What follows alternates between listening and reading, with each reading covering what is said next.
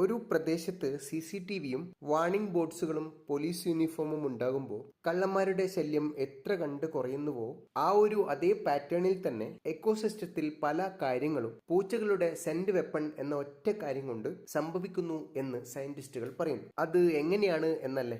4 രീതികളിലൂടെയാണ് പൂച്ചകൾ saint marking നടത്തുന്നത്. ഒന്ന്, അവരുടെ കാൽപാദങ്ങളിലുള്ള സെന്റ് ഗ്ലാൻഡ് ആണ്. നടക്കുമ്പോൾ വഴികളിലെല്ലാം അത് പതിയും. 2, അവരുടെ വാൽഭാഗത്തുള്ള സെന്റ് ഗ്ലാൻഡ് ആണ്. ഇത് പലപ്പോഴും പല ഏരിയകളിലും പൂച്ചകൾ മാർക്കിംഗ് നടത്താൻ ഉപയോഗിക്കും. മൂന്നാമത്തേത് ചീക്ക് ഗ്ലാൻഡ് ആണ്, അഥവാ കവിൾ തടത്തിലുള്ള ഗ്ലാൻഡുകൾ. മുഖമുരസി പല സ്ഥലങ്ങളിലും ഇങ്ങനെയൊരു മാർക്കിംഗ് പൂച്ചകൾ നടത്തും. നാലാമത്തേത് ശക്തമായ ഒരു മാർക്കിംഗ് ആണ്, അതാണ് പൂച്ചകളുടെ മൂത്രം. ഈ ഒരു മാർക്കിങ്ങിലൂടെ മൊത്തം ടെറിട്ടറിയും അടയാളപ്പെടുത്തി വെച്ചിട്ടുണ്ടാകും പൂച്ച.